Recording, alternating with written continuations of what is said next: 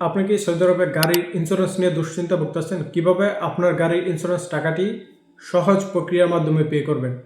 আজকের এই ভিডিওতে বিস্তারিত আপনাদের সাথে আলোচনা করব।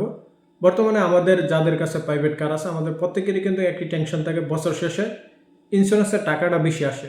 আগের তুলনায় বর্তমানে ইন্স্যুরেন্সের টাকা বেশি আসতেছে। আমরা আগে 800, 900, 1000, 1200 টাকা দিয়ে কিন্তু গাড়ির ইন্স্যুরেন্স খুব ইজিলি সহজভাবে করে ফেলতে পারতাম। গাড়ির ইন্স্যুরেন্সের টাকা বেশি আসার কারণ কি এবং কিভাবে আপনি সহজ মাধ্যমে এই টাকাগুলো একদম প্যারা ছাড়া পরিশোধ করতে পারেন। এছাড়াও যদি আপনি গাড়ির ইন্স্যুরেন্স না করেন তাহলে কোন কোন অসুবিধার ভিতরে পড়বেন, আবার যদি আপনার গাড়ির ইন্স্যুরেন্স না থাকে তাহলে আপনি কিভাবে ক্ষতিপূরণটা পে করবেন। যার সাথে গাড়ির অ্যাক্সিডেন্ট হয়েছে তারও যদি গাড়ির ইন্স্যুরেন্স না থাকে তাহলে সে কীভাবে আপনাকে ক্ষতিপূরণটা পে করবে, এই সমস্ত বিষয় নিয়ে বিস্তারিত আলোচনা করব। ভিডিওটি অবশ্যই শেয়ার করে দিবেন, অনেকেরই এই তথ্যগুলো কাজে আসতে পারে। বর্তমানে আমরা দুইটা অ্যাপ্লিকেশনের মাধ্যমে গাড়ির ইন্স্যুরেন্স খুব ইজিলিভাবে মোবাইল অ্যাপ্লিকেশনের মাধ্যমেই ক্রয় করতে পারি। একটা হচ্ছে বি কেয়ার, আরেকটা হচ্ছে তামিনি.com।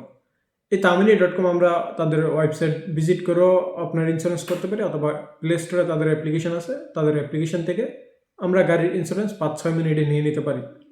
সো এখানে আমরা একটা সুবিধা পাইব, আমরা 9 মাস পর্যন্ত কিস্তিতে নিতে পারবো।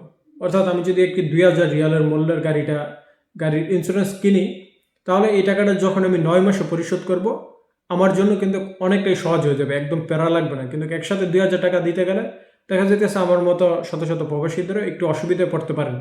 তাই কিভাবে 9 মাসে কিস্তিতে গাড়ির ইন্স্যুরেন্স নিজে নিজে মোবাইল অ্যাপ্লিকেশনে কিনবেন, কারো দ্বারস্থর হতে হবে না। যখন আপনি একটি মুক্তবা যাইবেন, মুক্তবালা আপনার থেকে 100-200 টাকা সে পারিশ্রমিক নিবে, এটা স্বাভাবিক।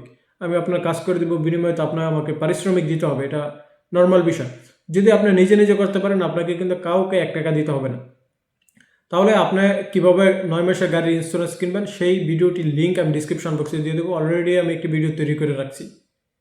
এবং এই 9 মাসের কিস্তিতে দেওয়ার জন্য কি আপনার থেকে কোনো টাকা বেশি নেবে কিনা? অবশ্যই আপনার থেকে টাকা বেশি কেটে নেবে, 150 রিয়াল বেশি নেবে। 9 মাসের কিস্তি ধরেন 2000 রিয়াল হচ্ছে গাড়ির ইন্স্যুরেন্সটা, আপনার 2150 রিয়াল পেমেন্ট করতে হবে। অর্থাৎ 150 টাকা আপনার থেকে বেশি নেয় এই 9 মাসের কিস্তিতে। আপনার তুলনামূলক দেখা যেতেছে আরও বেশি হইলে এটি কম বেশি হবে, অ্যামাউন্ট হিসাব করে আমি একটি 2000 রিয়াল দিয়ে একটা এক্সাম্পল হিসাবে আপনাকে বুঝাইছি। যদি আরও বেশি হয় 150 টাকাই নিবে ইন্স্যুরেন্স কোম্পানিটা।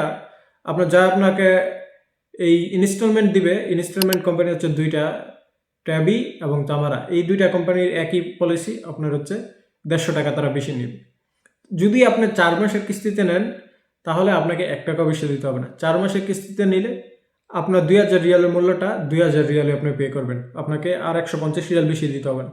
যদি আপনি যখনই 9 মাসের প্যাকেজটা নেবেন তখন আপনার 150 রিয়াল তারা একটা সার্ভিস ফি নিয়ে থাকবে। সো এই প্রক্রিয়ার মাধ্যমে আপনি 9 মাসের কিস্তিতে কিন্তু গাড়ির ইন্স্যুরেন্স কিনতে পারেন। এখন আসুন কথা বলি, যদি আপনার গাড়ির ইন্স্যুরেন্সটা সাপোজ টাকার অসুবিধার কারণে, বিভিন্ন আইনগত জটিলতার কারণে না করতে পারছেন, তখন করণীয় কি?